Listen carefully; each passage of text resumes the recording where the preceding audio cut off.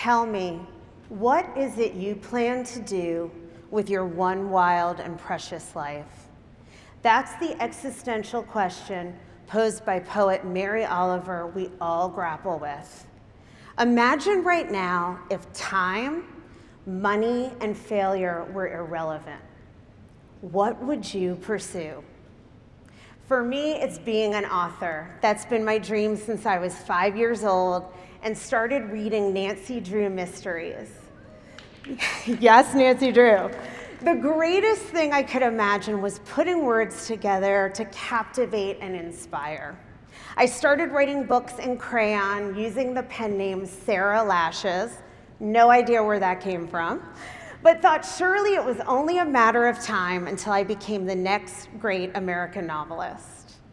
But adult life conspired against me. I scored a magazine job in New York, but had to quit to relocate for my husband's career.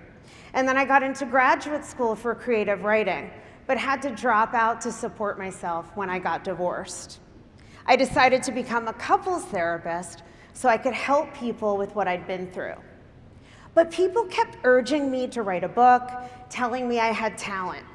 That was just a silly childhood fantasy. I'm not even a good writer, I'd say.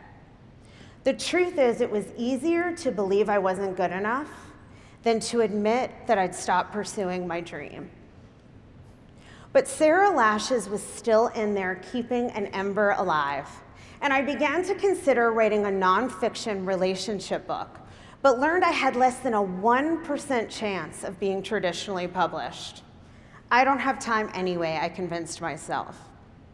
Then last year, I found an old journal that said, "This is the year I write my book."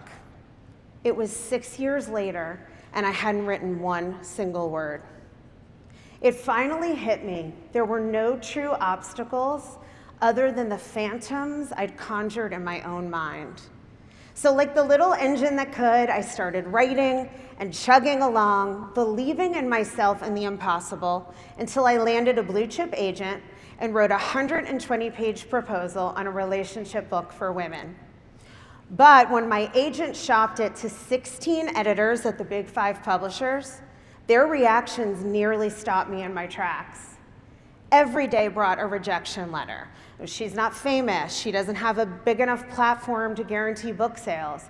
One even said, "We're not sure women will want to be seen buying her book." What? Ouch. On deadline day, with only a few publishers left, it seemed it just wasn't going to happen. So I watched that scene from Pretty Woman when Julia Roberts goes back to the Beverly Hills boutique where they wouldn't help her, and she's got all her shopping bags. You guys probably know this one. And she says, "Do you work on commission?" Big mistake. Big, huge.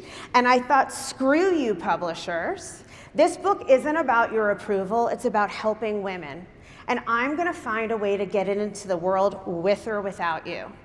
The funny thing was, in the end, my book ended up going to auction at the 11th hour and sold to Penguin Random House, the biggest publisher in the world. Thank you. Thank you. I am supremely grateful. Yet this accomplishment also feels like a new higher ledge from which I could fall. What if the book doesn't sell? What if I embarrass myself in front of the world? Yet sometimes self-doubt is merely a sign of how much you care.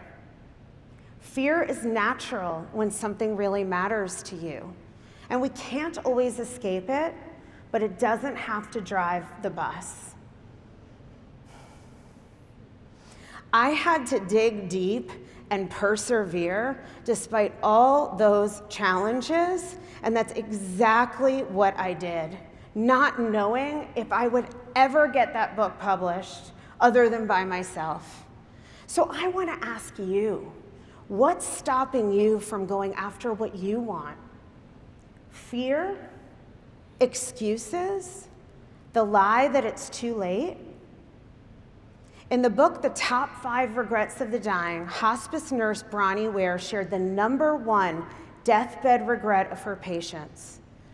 They said, "I wish I'd lived my life for me and done what I really wanted."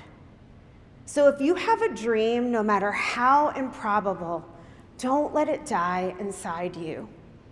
I think of the lyrics from the old Karen Carpenter song, "Sing, sing a song, sing out loud, sing out strong. Don't worry if it's not good enough for anyone else to hear, just sing, sing a song." Finally, with this book, I'm just singing my song. I'm doing it to help others. I'm doing it for me.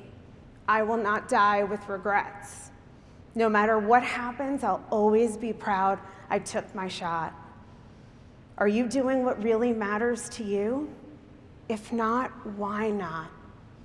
Whatever the reason, I encourage you to share your voice with the world in the unique way that only you can. That alone will make it good enough. Thank you.